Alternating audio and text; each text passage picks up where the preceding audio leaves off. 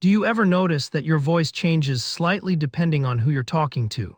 Or that the things you find funny or even the opinions you hold seem to shift? Just a little bit when you move from one group of friends to another.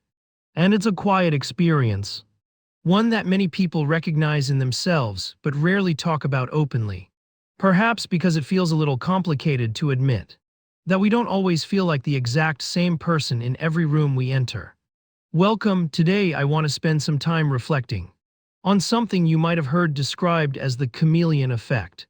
It's not a clinical diagnosis or a technical term, but rather a gentle way of naming that familiar impulse to adapt our personality, our behavior, or even our thoughts to match the environment around us so we can feel accepted. I want to reassure you right away that this isn't about being fake or manipulative, because it's usually born from a much simpler, deeper human need, which is the desire for connection and safety. But there's a curiosity here worth exploring, which is how blending in, while it often feels safer than standing out, can sometimes lead to a quiet feeling of losing track of who you actually are when things get quiet. Often, this process isn't something we consciously decide to do in the morning. It doesn't feel like putting on a costume, but instead it feels much more instinctive. Almost like an automatic adjustment your system makes as soon as you read the room. You might notice it in small moments, like finding yourself laughing at a joke that you don't actually find amusing, just because everyone else is laughing, and it feels important not to break the shared flow of the moment. Or perhaps you find yourself softening a strong opinion you hold, because you sense it might cause tension in the group you're with right now, and it just feels easier to choose harmony over self-expression. It is very understandable why many people develop this skill. Because if you grew up in an environment where standing out felt risky, or where being different led to criticism or exclusion or just being misunderstood, you likely learned very early on that safety lay in similarity.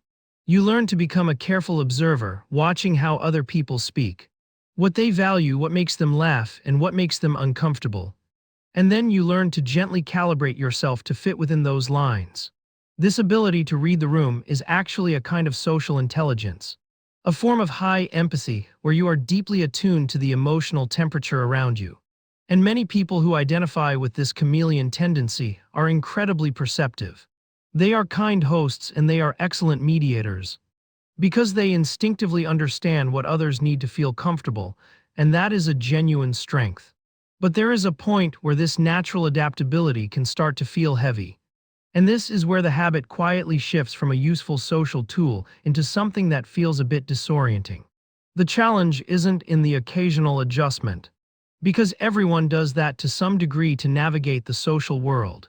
The challenge arises when the adapting becomes constant, when it feels like you are always responding and reacting to the container you are in, rather than just resting within it.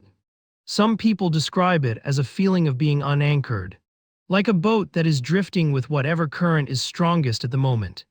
You might find yourself leaving a social gathering feeling drained, not just because you were socializing, but because you were subconsciously performing a slightly edited version of yourself the entire time. And it takes a tremendous amount of energy to constantly monitor the environment and adjust your output to match it. Perhaps the most confusing part is that while you are successfully making everyone else feel comfortable, you might be left feeling unseen. It's a strange paradox where you belong everywhere, yet feel like you don't truly belong anywhere. Because the version of you that people are connecting with isn't the whole story. It's a curated selection of traits that you felt were safe to show in that specific moment.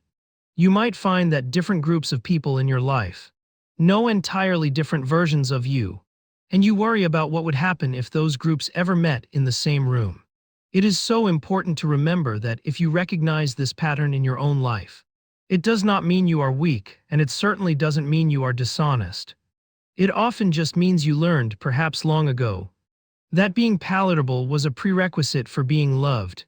Or you might have learned that your genuine reactions were too loud, too intense, or just too weird for the people around you. So you learned to turn the volume down. It is a survival strategy designed to secure belonging in a world that often rewards similarity more than it rewards difference. When we view it through that lens, we can see the chameleon effect not as a character flaw, but as a very human attempt to stay safe inside the group. There is a deep comfort in consensus, and there is a real fear in being the odd one out. So you learn to mirror the posture of those around you, you pick up their phrases. You adopt their enthusiasm for things you felt neutral about 5 minutes ago. And it works because it smooths things over and keeps the peace. But the question that slowly emerges over time is what is being traded for that peace. Here's what blending in slowly costs over many years. It can eventually erode your sense of self-trust. If you are always looking outside of yourself for cues on how to be, you might start to doubt your own internal compass.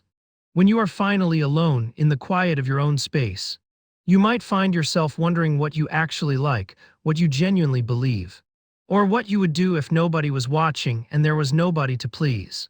It can feel like you have so many different masks for different occasions that you aren't quite sure which face is underneath them all.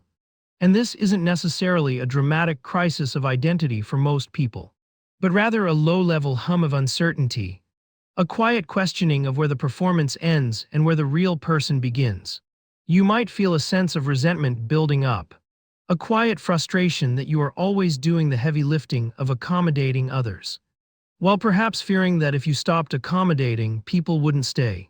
It can be a lonely place to be, trapped behind a layer of agreeability that you built for your own protection. There is no quick fix for this, and truly it's not something that needs fixing, so much as it needs gentle noticing. You don't need to suddenly stop adapting or force yourself to be rigid just to prove you are authentic.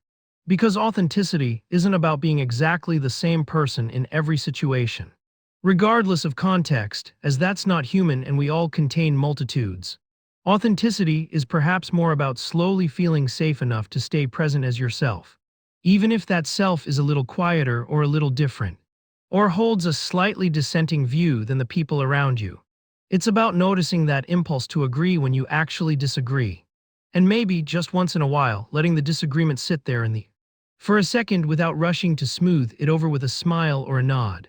It's about recognizing that your unique shape, with all its odd edges and specific interests, and distinct ways of feeling the world, is allowed to take up space, even if it doesn't perfectly fit the mold of the room you are currently standing in. It is a slow, tender process of unlearning the belief that you must be a mirror in order to be worthy of connection. The chameleon effect often begins with that simple, beautiful human desire to belong. But real belonging doesn't require you to disappear into the background. It only asks you to show up as you are, and to trust that you are enough even when you aren't blending in. If this reflection resonated with you, feel free to like, comment, and subscribe. Thanks for being here.